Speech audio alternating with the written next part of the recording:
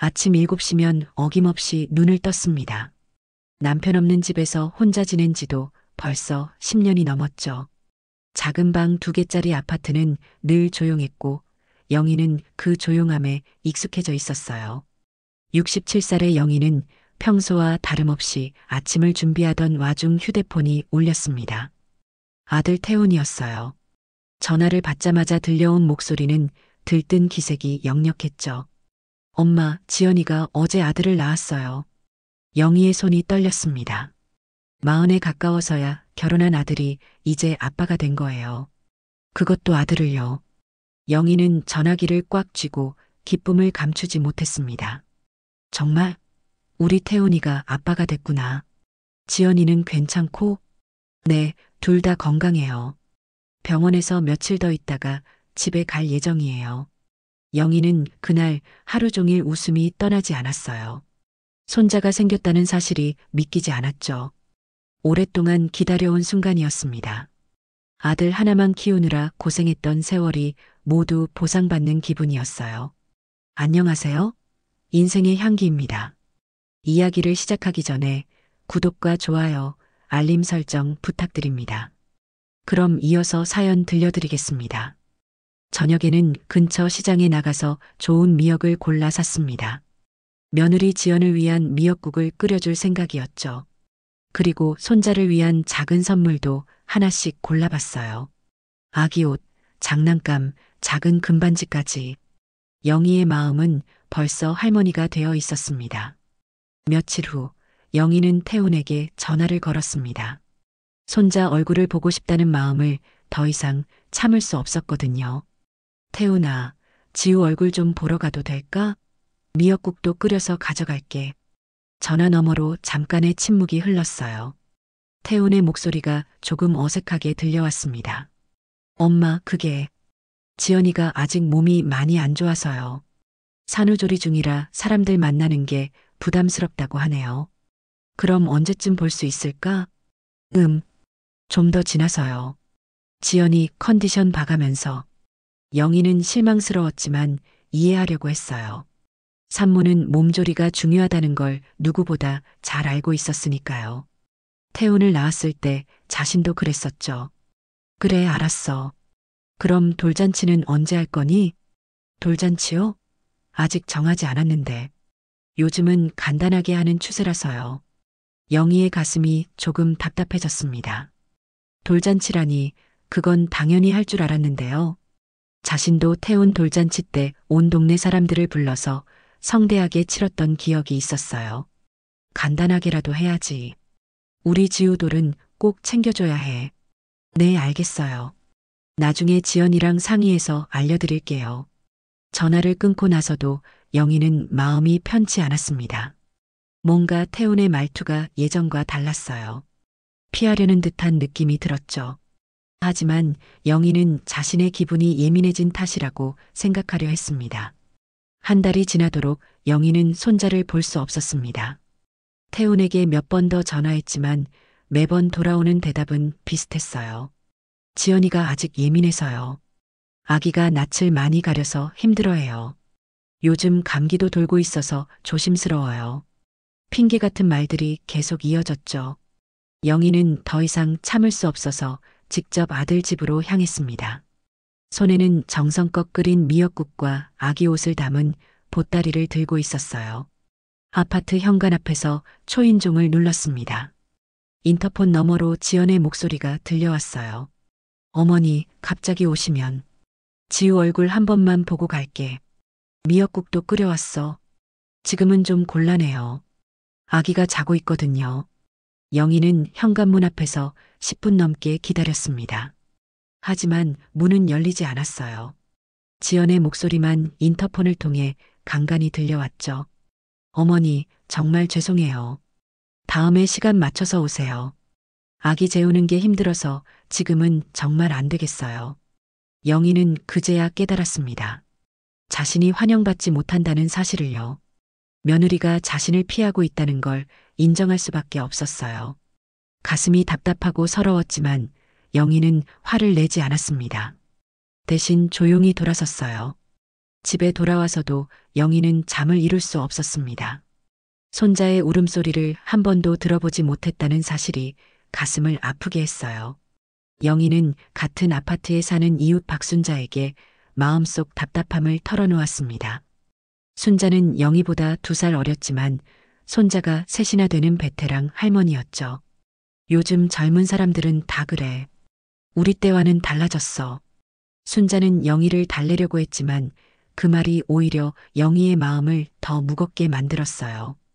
그래도 친손자인데 얼굴 한번 보는 게 그렇게 어려운 일인가? 이해해야 해. 며느리 입장에서도 부담스러울 수 있거든. 하지만 영희는 이해할 수 없었습니다. 자신이 태훈을 낳았을 때는 시어머니가 매일같이 와서 도와주셨는데 지금은 완전히 다른 세상인 것 같았어요. 태훈에게 다시 전화를 걸었습니다. 이번에는 좀 더 직접적으로 물어봤죠. 태훈아, 엄마가 그렇게 부담스러우니? 손자 얼굴 한번 보겠다는데? 엄마, 그런 게 아니라. 지연이가 진짜 힘들어해요. 산후 우울증도 있고. 그럼 내가 도와주면 되잖아. 엄마가 뭘 모르겠어? 아니에요. 지연이는 혼자 하고 싶어 해요. 간섭받는 걸 싫어하거든요. 간섭이라는 단어가 영희의 가슴을 찔렀습니다. 자신의 관심과 사랑이 간섭으로 받아들여진다는 게 서러웠어요. 평생 아들을 위해 살아왔는데 이제는 그 아들마저 자신을 멀리하려 한다는 생각이 들었죠. 전화를 끊은 후 영희는 거울 앞에 섰습니다. 주름진 얼굴과 백발이 된 머리카락을 보며 한숨을 내쉬었어요. 자신이 정말 부담스러운 존재가 된 건지 의문이 들었습니다. 지우의 100일이 지나갈 무렵 영희는 뜻밖의 소식을 들었습니다. 같은 동네에 사는 김정자 할머니가 우연히 말해준 것이었어요. 영희야, 너네 손자 100일 사진 찍었다면서? 참 예쁘더라. 영희는 깜짝 놀랐습니다. 자신은 100일 사진 얘기를 전혀 듣지 못했거든요. 정자야, 그걸 어떻게 알았어? 아, 우리 며느리가 육아 카페에서 봤다고 하더라고. 태훈이 부인이 올린 것 같던데. 영희의 가슴이 덜컥 내려앉았습니다. 100일 사진을 찍었다는 소식을 왜 자신에게는 알려주지 않았을까요? 더군다나 인터넷에까지 올렸다니요. 집에 돌아와서 영희는 태훈에게 전화를 걸었습니다. 목소리를 최대한 차분하게 유지하려고 애썼어요. 태훈아, 지우 100일 사진 찍었다며? 잠깐의 침묵 후에 태훈의 당황한 목소리가 들려왔습니다. 아, 네. 간단하게 찍었어요. 왜 엄마한테는 말 안 했니? 그게 바빠서 깜빡했어요. 영희는 더 이상 말을 이어갈 수 없었습니다. 깜빡했다는 말이 얼마나 공허하게 들리는지요. 자신의 첫 손자 100일을 깜빡할 수 있는 일인가요? 사진이라도 좀 보내줄 수 있겠니? 네, 나중에 보내드릴게요. 하지만 사진은 오지 않았습니다. 일주일이 지나도 2주일이 지나도요. 영희는 다시 전화하기가 민망했어요. 자신이 너무 집착하는 할머니가 되는 건 아닌가 싶었죠. 그날 밤 영희는 잠들지 못하고 창밖을 바라봤습니다. 어둠 속에서 자신의 처지가 더욱 선명하게 보였어요. 이제 정말로 가족에게서 소외되고 있다는 현실을요. 지우의 돌이 다가오면서 영희의 가슴은 더욱 조급해졌습니다. 돌잔치만큼은 꼭 참석하고 싶었거든요. 첫 손자의 돌이니까 당연히 할머니가 있어야 한다고 생각했어요. 태훈에게 조심스럽게 물어봤습니다. 태훈아, 지우 돌잔치는 언제 할 거니? 엄마, 그게 돌잔치는 안 할 것 같아요. 뭐? 돌잔치를 안 한다고? 영희는 믿을 수 없었습니다. 돌잔치를 안 한다니 그런 말이 있을 수 있나요? 요즘은 다들 간단하게 하거든요. 코로나도 그렇고 지연이도 사람 많이 모이는 걸 부담스러워해서. 그럼 가족끼리라도 해야지. 우리 지우가 돌인데 집에서 간단하게 할 거예요. 케이크 하나 사서. 영희는 목이 메었습니다. 자신도 포함된 말인지 확실하지 않았거든요. 엄마도 가도 되는 거지? 또다시 침묵이 흘렀어요. 그 침묵이 영희에게는 답이었습니다. 엄마, 지연이가 아직 사람들 만나는 걸 힘들어해요. 엄마도 사람이니? 영희의 목소리가 떨렸습니다. 평생 처음으로 아들에게 서운함을 직접적으로 표현한 순간이었어요. 그런 게 아니라 시간이 좀 더 필요할 것 같아요. 전화를 끊고 나서 영희는 주저앉았습니다. 손자의 돌잔치에서조차 환영받지 못한다는 현실이 가슴을 짓눌렀어요. 평생 아들 하나만 믿고 살았는데 그 아들이 자신을 이렇게 대할 줄은 몰랐습니다. 며칠 후 이웃 순자가 영희를 찾아왔어요. 영희야, 인터넷에서 봤는데 너네 손자 돌잔치 했던데? 영희는 순간 숨이 막혔습니다. 돌잔치를 했다고요? 자신 몰래? 영희는 순자에게 자세한 얘기를 들었습니다. 태운 부부가 지난 주말에 작은 돌잔치를 했다는 것이었어요. 지연의 친정 부모와 몇몇 친구들이 참석했다고 했죠. 사진도 여러 장 올렸더라. 지우가 참 예쁘게 컸더구나. 영희는 아무 말도 할 수 없었습니다. 가슴이 터질 것 같았어요. 자신만 빼고 돌잔치를 했다는 사실이 믿어지지 않았죠. 순자가 돌아간 후 영희는 태훈에게 전화를 걸었습니다. 이번에는 목소리를 가다듬을 수 없었어요. 태훈아, 돌잔치 했다며? 엄마, 왜 엄마한테는 말도 안 했니? 왜 엄마만 빼고 했어? 태훈의 한숨 소리가 들려왔습니다. 엄마, 지연이가 정말 힘들어해요. 시댁 식구들 오는 걸. 시댁 식구가 뭐야? 나는 지우 할머니야. 영희는 평생 처음으로 아들에게 소리를 질렀습니다. 참고 참았던 감정이 한꺼번에 터져 나왔어요. 엄마, 진정하세요. 진정하라고? 내 첫 손자 돌잔치를 나만 빼고 했는데 나중에 따로 뵙겠다고 했잖아요. 따로? 따로가 뭐야? 가족이 따로 만나는 게 말이 되니? 영희는 울먹이며 말을 이었습니다. 태훈아, 엄마가 뭘 잘못했니? 평생 너 하나만 믿고 살았는데 이제 와서 이렇게 대하는 거야? 엄마는 잘못한 게 없어요. 그런데 지연이 입장도, 지연이 입장만 생각하고 엄마 입장은 생각 안 하는구나. 전화를 끊고 나서 영희는 혼자 오래도록 울었습니다. 서러움과 분노가 뒤섞인 눈물이었어요. 이제 정말로 확실해졌습니다. 자신은 이 가족에게 더 이상 필요하지 않은 존재라는 것을요. 영희는 며칠 동안 깊이 생각했습니다. 분노와 서러움이 가라앉으면서 차가운 결심이 자리 잡았어요. 더 이상 구걸하듯 사랑을 바라지 않기로 했습니다. 태훈에게 마지막 전화를 걸었어요. 태훈아, 지연이랑 같이 저녁 먹으러 와라. 엄마, 갑자기 왜? 그냥 와. 마지막으로 밥 한 끼만 같이 먹자. 영희는 정성껏 밥상을 차렸습니다. 태훈이 좋아하는 갈비찜과 지연이 임신했을 때 해줬던 미역국까지요. 하지만 이번에는 사랑이 아닌 작별의 의미였어요. 태훈과 지연이 어색하게 찾아왔습니다. 지연은 영희와 눈을 마주치지 않으려 했고 태훈은 불안한 표정이었죠. 식사를 마친 후 영희는 차분하게 말을 꺼냈습니다. 너희 둘 오늘 이후로는 이 집에 들어올 생각 말아라. 태훈이 깜짝 놀라며 젓가락을 떨어뜨렸어요. 엄마, 갑자기 무슨... 갑자기가 아니야. 충분히 생각해 본 결과야. 영희의 목소리는 흔들리지 않았습니다. 지연아, 너도 이제 편해질 거다. 시어머니 눈치 볼 일도 없고. 지연은 당황한 표정으로 태훈을 바라봤어요. 엄마, 제가 뭔가 잘못했다면. 잘못한 게 아니야.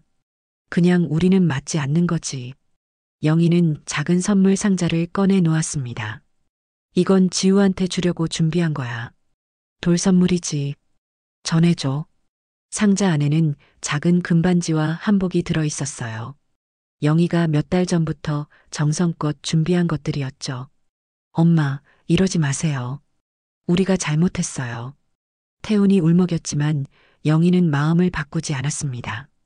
이제 나도 내 인생을 살아야겠다. 너희도 행복하게 살아라. 태훈과 지연이 나간 후 영희는 오랜만에 편안함을 느꼈습니다. 가슴속에 맺혀있던 응어리가 사라진 기분이었어요. 이제 더 이상 눈치 보며 사랑을 구걸하지 않아도 되니까요. 내일부터는 정말로 자신만의 인생을 시작할 수 있을 것 같았습니다. 한 달이 지났습니다. 영희는 문화센터에서 서예 수업을 듣고 있었어요. 붓을 잡은 지 50년 만이었지만 먹향이 코끝에 스며들 때마다 마음이 차분해졌습니다. 할머니, 글씨체가 참 예쁘시네요. 옆자리에 앉은 젊은 여성이 말을 걸어왔어요. 아이를 둘 키우는 30대 주부였죠. 고맙습니다. 젊을 때 조금 배웠었거든요. 영희는 자연스럽게 웃을 수 있었습니다. 예전 같았으면 손자가 있다는 말부터 꺼냈을 텐데 이제는 그럴 필요를 느끼지 않았어요. 수업을 마치고 집에 돌아오는 길에 꽃집에 들렀습니다. 베란다에 놓을 화분을 하나 사려고요. 제라늄을 골랐어요. 빨간 꽃이 피는 품종이었죠. 어르신, 이 꽃은 관리가 쉬워요. 물만 적당히 주시면 됩니다. 고맙네요. 오랜만에 키워보는 거라서요. 집에 도착해서 베란다에 제라늄을 놓고 물을 주었습니다. 작은 꽃봉오리들이 영희를 바라보는 것 같았어요. 생명이 있는 것을 돌보는 일이 이렇게 소중하게 느껴진 건 언제 이후였을까요? 그때 초인종이 울렸습니다. 영희는 잠시 망설였어요. 혹시 태훈이 온 건 아닐까 하는 생각이 들었거든요. 하지만 인터폰을 확인해 보니 택배 기사였습니다. 김영희님 택배입니다. 보내는 사람란을 보니 서예 교실에서 만난 분이었어요. 감사 인사와 함께 직접 만든 차를 보내주신 거였죠. 영희는 따뜻한 차를 우려 마시며 창밖을 바라봤습니다. 석양이 아파트 사이로 스며들고 있었어요. 예전 같았으면 이런 저녁 시간이 외롭게 느껴졌을 텐데 지금은 고요함이 편안했습니다. 휴대폰에 메시지가 왔습니다. 태훈이었어요. 영희는 잠시 멈칫했지만 메시지를 열어봤습니다. 엄마, 지우가 걸음마를 시작했어요. 엄마 생각이 많이 납니다. 영희는 메시지를 읽고도 답장을 보내지 않았습니다.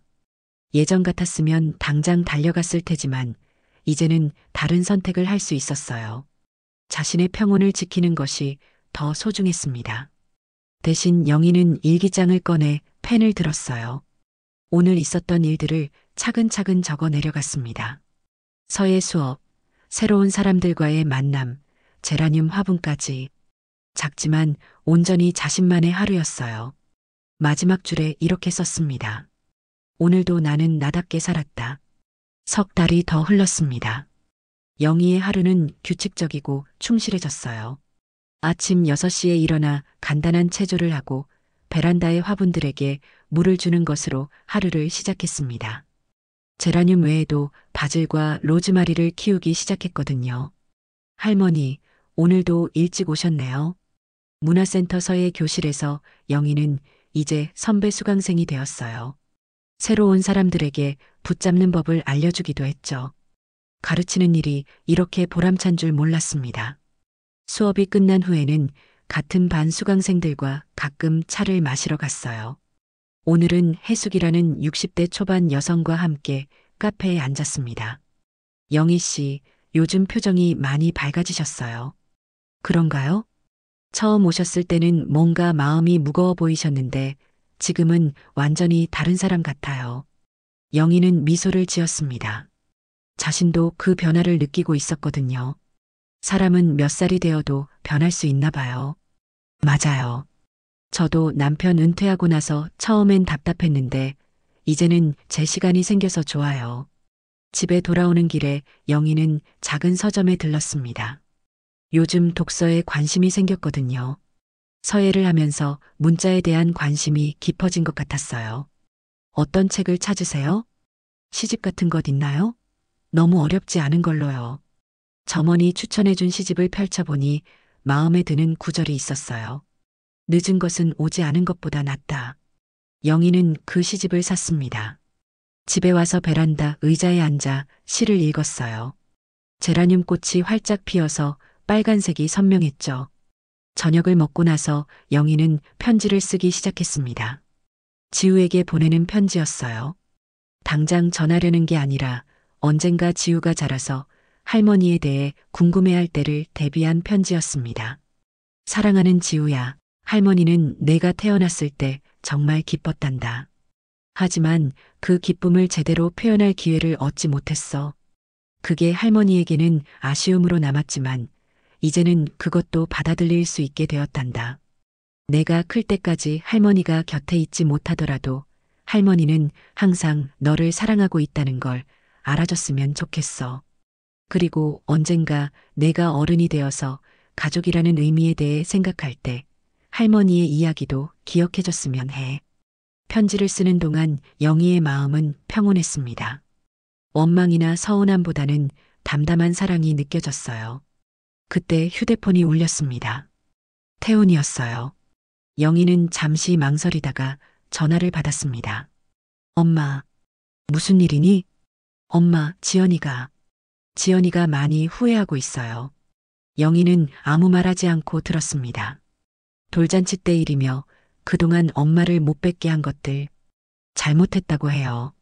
그래서 다시 만날 수 있을까요? 지우도 이제 좀 컸고. 영희는 긴 침묵을 유지했습니다. 예전 같았으면 당장 달려갔을 텐데 이제는 신중하게 생각할 수 있었어요. 태훈아, 엄마는 이제 내 생활이 있어. 급하게 결정할 일이 아닌 것 같구나.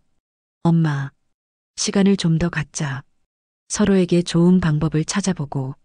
전화를 끊고 나서 영희는 다시 편지를 꺼내 들었습니다. 마지막 문장을 추가로 적었어요. 할머니는 이제 할머니답게 살 수 있게 되었단다.